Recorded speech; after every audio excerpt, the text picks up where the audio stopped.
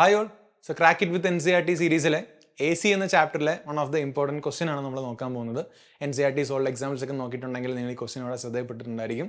So അതിനെ നമ്മളൊരു statement രൂപത്തിലേക്ക് മാറ്റിയിരിക്കുകയാണ്. അപ്പോൾ നീറ്റിനൊക്കെ സ്റ്റേറ്റ്മെൻറ്റ് ക്വസ്റ്റ്യൻസ് ഒരുപാട് ചോദിക്കുന്ന സമയമാണ്. അപ്പം സ്റ്റേറ്റ്മെൻ്റ് ആയിട്ട് വരുന്ന ചോദ്യങ്ങൾക്ക് ഇമ്പോർട്ടൻസ് കൂടി വരികയാണ്. സോ അങ്ങനെയുള്ള നമ്മൾ രണ്ട് സ്റ്റേറ്റ്മെൻറ്റ്സ് ആണ് അവിടെ വെച്ചിട്ടുള്ളത്. രണ്ട് സ്റ്റേറ്റ്മെൻറ്റ്സും വ്യക്തമായിട്ടൊന്ന് വായിച്ചു നോക്കാം.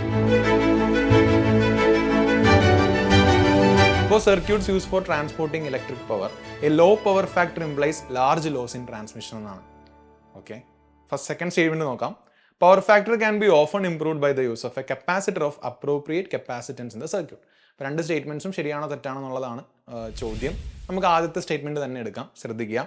Four circuit use for transporting electric power, അതായത് നമ്മൾക്കിപ്പം ഈ ഓവർ ഹെഡ് ലൈനിലൂടെയൊക്കെ പവർ ട്രാൻസ്മിറ്റ് ചെയ്ത് ഇപ്പോൾ ഇടുക്കി നിന്നൊക്കെ നമ്മുടെ നാട്ടിലേക്ക് എത്തിക്കണമെങ്കിൽ ഇലക്ട്രിക് പവർ ട്രാൻസ്മിറ്റ് ചെയ്യുകയാണെങ്കിൽ പവർ ഫാക്ടർ കുറവാണെങ്കിൽ ഒരുപാട് പവർ നഷ്ടമാകുമെന്നാണ് സ്റ്റേറ്റ്മെൻറ്റ് പറയുന്നത്. നമുക്കൊന്ന് അനലൈസ് ചെയ്യാം ചോദ്യത്തിനെ. പവർ ഫാക്ടർ എന്ന് കേട്ടതുകൊണ്ട് തന്നെ ആവറേജ് പവറിൻ്റെ ഇക്വേഷൻ നിങ്ങൾക്കറിയാം. എന്തായിരുന്നു? VRMS IRMS cos phi ആണ് പവറിൻ്റെ ഇക്വേഷൻ.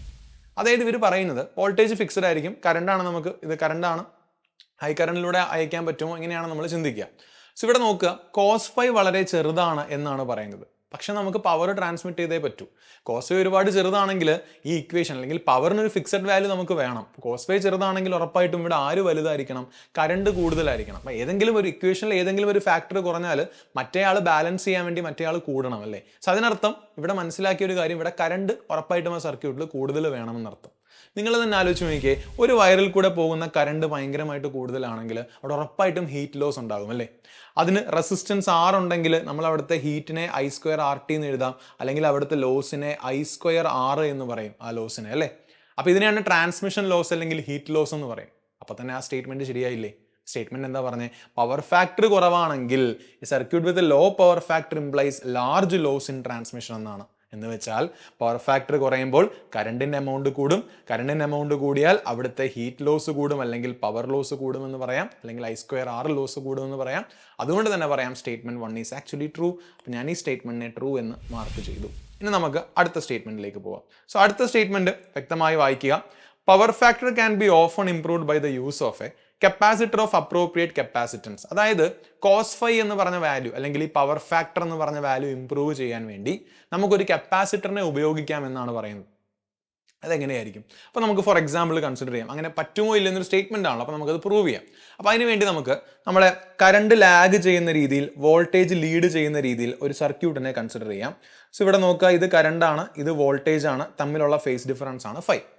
ഈ കറണ്ടിനെ ഞാൻ വോൾട്ടേജിൻ്റെ ഇതിലേക്ക് റിസോൾവ് ചെയ്ത് കഴിഞ്ഞാൽ രണ്ട് കമ്പോണൻസ് കിട്ടും, ഒന്ന് ഇങ്ങോട്ടും ഒന്ന് ഇങ്ങോട്ടും. ഞാൻ കറണ്ടിനെ റിസോൾവ് ചെയ്യാണ്. സോ ഒന്ന് വോൾട്ടേജിൻ്റെ അക്രോസ് ഉള്ള കമ്പോണൻ്റ് ആണ്, അത് I cos phi ആണ്. വോൾട്ടേജിൻ്റെ അക്രോസ് ഇല്ലാത്ത കമ്പോണൻ്റ് അത് I sin phi ആണ്. സോ ഇങ്ങനെ ഒരു സർക്യൂട്ടിൽ പവർ ഫാക്ടർ മാക്സിമം ആകണമെങ്കിൽ, അല്ലെങ്കിൽ അവിടെയുള്ള പവർ കോൺട്രിബ്യൂഷൻ മാക്സിമം ആകണമെങ്കിൽ ശരിക്കും പറഞ്ഞാൽ ഈ കറണ്ട് മാത്രമേ ഉണ്ടാവാൻ പാടുള്ളൂ. ബാക്കി ആംഗിളിൽ വരുന്ന കറണ്ടുകളെല്ലാം അവിടുന്ന് നള്ളിഫൈ ആയി പോകണം, അല്ലെങ്കിൽ ഇല്ലാണ്ടായി പോകണം. സോ ദാറ്റ് മീൻസ് എനിക്കിവിടെ പവർ ഫാക്ടർ നല്ല ഇംപ്രൂവ്ഡ് ആയിട്ട് കിട്ടണമെങ്കിൽ, can be often improved by, improve ആക്കണമെങ്കിൽ എനിക്ക് ഈ ഫാക്ടർ മാത്രം, അല്ലെങ്കിൽ കോസ് ഫൈൻ്റെ ഫാക്ടർ മാത്രമേ അവിടെ ഉണ്ടാവാൻ പാടുള്ളൂ. സൈൻ ഫൈ ഫാക്ടറിനെ അവിടെ കളയണം. അപ്പോൾ നമ്മൾ എന്താ ചെയ്യുക? കറണ്ട് ലീഡ് ചെയ്യുന്ന രീതിയിൽ, അല്ലെങ്കിൽ ഒരു സർക്യൂട്ട്, അല്ലെങ്കിൽ ഇപ്പം നമുക്കറിയാം ഒരു പ്യുവർ കപ്പാസിറ്റർ സർക്യൂട്ട് നമ്മൾ ഇൻട്രൊഡ്യൂസ് ചെയ്ത് കഴിഞ്ഞാൽ ആ പ്യുവർ കപ്പാസിറ്ററിൻ്റെ ഗുണം എന്താണ്? കപ്പാസിറ്ററിൻ്റെ കേസിൽ വോൾട്ടേജ് ലാഗും കറണ്ട് ലീഡുമാണ്. അപ്പോൾ ഇങ്ങനെ ഒരു സർക്യൂട്ടിലേക്ക് ഞാൻ എന്താണ് പറഞ്ഞ പോലെ ഒരു കപ്പാസിറ്ററിനെ ഇൻട്രൊഡ്യൂസ് ചെയ്ത് കഴിഞ്ഞാൽ വോൾട്ടേജ് ലീഡ് ചെയ്യുന്ന രീതിയിലായിരിക്കും എനിക്കൊരു കറണ്ട് കിട്ടുക, ആണല്ലോ. ഇത് ആംഗിൾ ഫൈ ആണെന്ന് വിചാരിക്കുക. ഞാൻ പിന്നെയും റിസോൾവ് ചെയ്യുകയാണ്. അപ്പോൾ ഇങ്ങോട്ട് പിന്നെയും ഇവിടെ I cos phi കിട്ടും.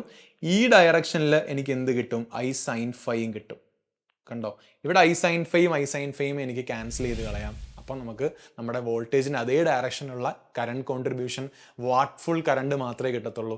വാട്ട്ലെസ് കറണ്ടിൻ്റെ കോൺട്രിബ്യൂഷൻസ് നമുക്ക് ക്യാൻസൽ ചെയ്ത് കളയാം. സോ അവിടുന്ന് മാക്സിമം പവർ ഫാക്ടർ ആണെന്ന് പറയാം. സോ ഇത് ശരിയാണ്, ദിസ് ഈസ് ആക്ച്വലി കറക്റ്റ്. അപ്പോൾ ഇങ്ങനെ ഒരു സർക്യൂട്ട് അസ്യൂം ചെയ്ത് കഴിഞ്ഞാൽ നമുക്ക് ഇതും ശരിയാണെന്ന് പറയാൻ സാധിക്കും. സോ ട്രൂ ആണ്. സോ പക്ക കൺസെപ്ഷ്യൽ ആയിട്ടുള്ളൊരു ചോദ്യമാണ് NCERT എക്സാമ്പിളിൽ ചോദിച്ചിട്ടുള്ളത്.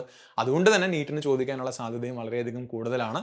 സോ ഇനി നിങ്ങൾ ഇങ്ങനെ ഒരു സ്റ്റേറ്റ്മെൻറ്റ് കണ്ടു കഴിഞ്ഞാൽ ഉറപ്പായിട്ടും എവിടെയെങ്കിലുമൊക്കെ നോട്ട് ചെയ്ത് വെക്കുക. നിങ്ങളിപ്പോൾ AC ഇക്വേഷൻസ് ഒക്കെ എഴുതുന്നതിൻ്റെ കൂടെ തന്നെ ഇവിടെ എഴുതി വെച്ചോ, പഠിക്കുന്നതുകൊണ്ട് പ്രശ്നമില്ലല്ലോ.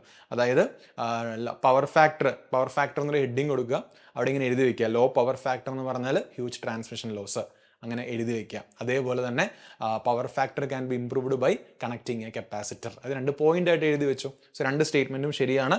Both statements are correct. So ഇനിയും ഇങ്ങനെയുള്ള കൺസെപ്ഷ്യൽ വീഡിയോസ് ആയിട്ട് കാണാം. Thank you so much. See you soon.